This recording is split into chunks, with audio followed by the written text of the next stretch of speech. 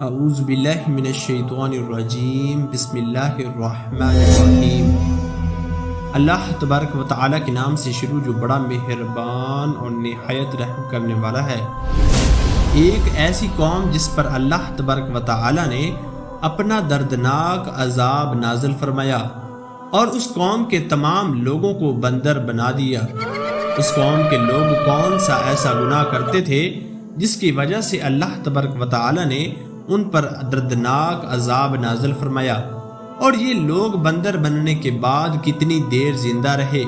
اور پھر ان کو کس قدر دردناک موت آئی۔ جب یہ لوگ بندر بن گئے تو یہ اپنے عزیز و قارب کو دیکھ کر ان سے کیا کہتے تھے، اور کیا آج کے دور میں پائے جانے والے بندر اس قوم کی نسل میں سے ہیں؟ ان تمام تر سوالات کے جوابات قرآن و حدیث کی روشنی میں آج کی اس ویڈیو میں ہم آپ کو بتائیں گے، لہٰذا آپ سے ہماری گزارش ہے ہماری اس ویڈیو کو اینڈ تک ضرور دیکھیے گا۔ پھر دوستو، انسانوں کے بندر بننے کی ابتدا حضرت داؤد علیہ السلام کے دور سے ہوئی۔ اس واقعے کا پس منظر کچھ یوں ہے کہ حضرت داؤد علیہ السلام اور ان کی قوم سمندر کے کنارے ایلا نامی گاؤں میں رہتے تھے، اور ان کی تعداد 70,000 کے قریب تھی۔ یہ قوم بڑی ہی خوشحال تھی اور اللہ تبارک و تعالیٰ کی فرما بردار قوم تھی۔ اس قوم کو اللہ تبارک و تعالیٰ نے بے شمار نعمتوں سے نوازا تھا۔ ہر طرف سرسبز و شاداب باغات اور ہر طرف ہریالی ہی ہریالی تھی، اور اللہ تبارک و تعالیٰ کی بے پناہ کرم نوازی تھی۔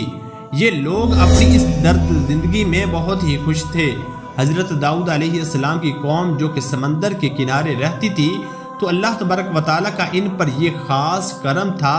کہ سمندر کے اس کنارے پر بے پناہ مچھلیاں آتی تھیں، جن کا یہ لوگ کاروبار کرتے تھے اور بہت ہی خوشحالی والی زندگی گزارتے تھے۔ جب یہ قوم اللہ تبارک و تعالیٰ کی نعمتوں کی وجہ سے خوشحال ہو گئی تو اللہ تبارک و تعالیٰ کی نافرمانی پر اتر آئی اور طرح طرح کے گناہوں کے اندر مبتلا ہو گئی۔ اور پھر ایک دن اللہ تبارک و تعالیٰ نے اس قوم کا امتحان لینے کا ارادہ کیا، اور حضرت داؤد علیہ السلام کو وحی بھیجی کہ اپنی قوم سے کہہ دیں کہ وہ سنیچر کے دن یعنی ہفتے والے دن مچھلی کا شکار کرنا بند کر دے۔ اس طرح اللہ تبارک و تعالیٰ نے حضرت داؤد علیہ السلام کی قوم پر ہفتے والے دن مچھلیوں کا شکار حرام فرما دیا، اور پھر یہاں سے اس قوم کی بربادی شروع ہو گئی۔ حضرت داؤد علیہ السلام نے اپنی قوم کو بتایا کہ اللہ تبارک و تعالیٰ نے ہفتے والے دن مچھلیوں کا شکار کو حرام قرار دیا ہے، تو وہ لوگ بہت ہی زیادہ پریشان ہو گئے اور ساری قوم سر جوڑ کر بیٹھ گئی، کیونکہ ہفتے کا دن ہی وہ دن تھا جس میں مچھلیاں وافر مقدار میں آتی تھیں اور خود بخود کنارے پر آ جاتی تھیں، اور باقی دن ایسے تھے کہ بہت کم اور نہ ہونے کے برابر مچھلیاں پکڑی جاتی تھیں۔ اس قوم کا گزر بسر چونکہ مچھلیوں کے شکار پر تھا، اس وجہ سے اللہ تبارک و تعالیٰ کے یہ حکم سن کر یہ قوم پریشان ہو گئی۔ یہ نہیں جانتے تھے کہ اللہ تبارک و تعالیٰ کی طرف سے یہ ایک آزمائش ہے۔ پھر ایک دن شیطان نے ان کو وسوسہ ڈالا کہ سمندر سے نالیاں نکال کر خشکی میں بڑے بڑے حوض بنا لیے جائیں۔ جب ہفتے والے دن مچھلیاں آئیں گی تو وہ نالیوں سے ہو کر بڑے بڑے حوضوں میں آ جائیں گی، اور اس طرح پھر ان نالیوں کا منہ بند کر دیا جائے، اور پھر اگلے دن یعنی اتوار والے دن ان کو پکڑ لیا جائے۔ شیطان نے اس قوم کو لوگوں کو ورگلایا، اور اس طرح ہم ہفتے والے دن شکار سے بھی بچ جائیں گے، اور مچھلیاں بھی ہاتھ آ جائیں گی اور وہ بھی پکڑی جائیں گی۔ بہت سے لوگوں کا یہ ہلا بازی اچھی لگی اور انہوں نے ایسا کرنا شروع کر دیا، اور سمندر سے چھوٹی چھوٹی نالیاں نکال کر بڑے بڑے حوضوں میں ڈال دی تھی، جس کے ذریعے وافر مقدار میں مچھلیاں ان حوضوں میں داخل ہو جاتی۔ اس قوم کے بدبخت لوگوں کو شیطان کا یہ ہلا بہت پسند آیا، لیکن اس قوم نے یہ نہ سوچا کہ جب مچھلیاں سمندر سے حوض میں آ کر قید ہو گئی تو پھر مچھلیوں کا شکار ہی ہو گیا۔ اس لیے شکار بھی ہفتے والے دن ہی قرار پایا جو اللہ تبارک و تعالیٰ نے حرام قرار دیا تھا۔ اس موقع پر یہودیوں کے 3 گروہ ہو گئے۔ کچھ لوگ ایسے تھے جو شکار کے اس شیطانی ہلے سے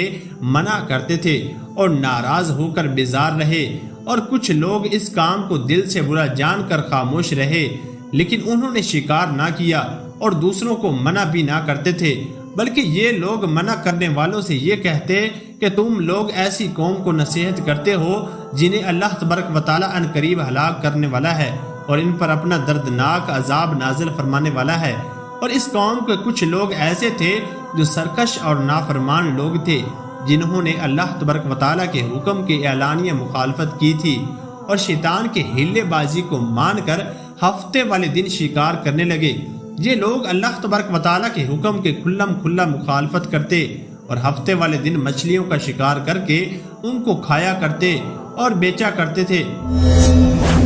پیار دوستو، حضرت داؤد علیہ السلام کی قوم 1200 ایسے نافرمان افراد تھے جو منع کرنے کے باوجود بھی ہفتے کو ان نالیوں کے ذریعے شکار کرتے رہے۔ حضرت داؤد علیہ السلام نے ان 1200 نافرمانوں کو اللہ تبارک و تعالیٰ کے عذاب کے اس نافرمانی سے باز آ جائیں، لیکن وہ لوگ باز نہ آئے اور کھلا عام شکار کرنے لگے۔ چنانچہ وہ لوگ جو اس بات کو برا جانتے تھے، ان لوگوں نے اپنے اور ان نافرمانوں کے درمیان ایک دیوار کھڑی کر دی، جس کی ایک طرف وہ 1200 نافرمان رہتے اور دوسری طرف وہ لوگ تھے جو شکار سے باز رہے۔ حضرت داؤد علیہ السلام نے اپنی اس قوم کی نافرمانیوں کو بارہا سمجھایا، لیکن یہ لوگ اپنی نافرمانی سے باز نہ آئے اور اسی ہی طرح اللہ تبارک و تعالیٰ کی نافرمانی کرتے رہے اور شکار کرتے رہے۔ پھر ایک دن حضرت داؤد علیہ السلام نے غضبناک ہو کر شکار کرنے والوں پر لعنت فرمائی۔ اس کا اثر یہ ہوا کہ ایک دن خطا کاروں میں سے کوئی بھی اپنے گھر سے باہر نہ نکلا۔ یہ منظر دیکھ کر کچھ لوگ ان کی دیواروں پر چڑھ گئے تاکہ معلوم ہو سکے کہ وہ لوگ کس حال میں ہیں۔ جب ان لوگوں نے ان نافرمانوں کو دیکھا تو وہ سب کے سب بندر کی صورت میں مسخ ہو چکے تھے۔ تو اللہ تبارک و تعالیٰ نے ان کی نافرمانی کی وجہ سے ان پر اپنا دردناک عذاب نازل فرمایا اور ان کو انسانوں سے بندر بنا دیا۔ جب لوگ ان مجرموں کا دروازہ کھول کر ان کے گھر میں داخل ہوئے تو وہ بندر اپنے رشتہ داروں کو پہچانتے تھے اور ان کے پاس آ کر ان کے کپڑوں کو سونگتے تھے اور زاروں کی طرح روتے تھے، لیکن وہ کچھ بول نہ سکتے تھے۔ اللہ تبارک و تعالیٰ کے ان نافرمان بندر بن جانے والے لوگوں کی تعداد 12,000 تھی۔ ان 12,000 لوگوں نے اللہ تبارک و تعالیٰ کی نافرمانی کی اور اللہ تبارک و تعالیٰ نے ان کو بندر بنا دیا، جس طرح کہ اللہ تبارک و تعالیٰ سورہ بقرہ میں ارشاد فرماتا ہے، اور بے شک ضرور تمہیں معلوم ہے تم میں کہ وہ جنہوں نے ہفتے میں سرکشی کی تو ہم نے ان سے فرمایا کہ ہو جاؤ بندر دھتکارے ہوئے۔ اس طرح حضرت داؤد علیہ السلام کی قوم کے 12,000 نافرمان بندر بن گئے۔ یہ لوگ 3 دن تک زندہ رہے تھے اور اس دوران یہ کچھ نہ کھا سکتے تھے اور نہ ہی پی سکتے تھے، بلکہ یوں ہی بھوکے پیاسے سب کے سب ہلاک ہو گئے اور یوں 3 دن کے اندر سب کے سب مارے گئے۔ اور وہ لوگ جو ان نافرمانوں کو اللہ تبارک و تعالیٰ کی اس نافرمانی سے منع کرتے تھے، اللہ تبارک و تعالیٰ نے ان کو اس عذاب سے سلامت رکھا، اور وہ لوگ جو اس شکار کو برا جان کر خاموش رہتے تھے، اللہ تبارک و تعالیٰ نے ان پر بھی اس عذاب کو نازل فرمایا۔ پیار دوستو، اب بات کرتے ہیں کہ آج کے دور میں بندروں میں سے کیا کوئی بندر ان کی نسل میں سے بھی موجود ہیں، یا آج کے دور میں پائے جانے والے بندر انہی بندروں کی نسلوں میں سے ہیں۔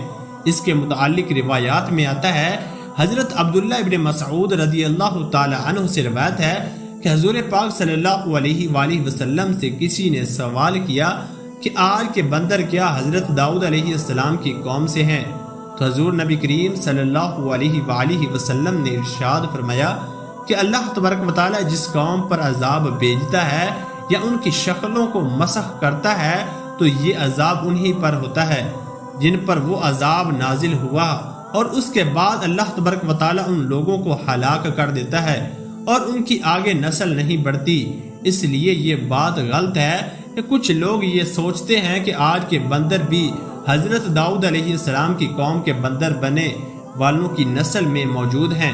ایسا کچھ بھی نہیں ہے۔ وہ لوگ صرف اور صرف 3 دن زندہ رہے اور اس کے بعد سب کے سب ہلاک ہو گئے، اور اللہ تبارک و تعالی نے اس قوم کے نافرمانوں کو صفائے ہستی سے مٹا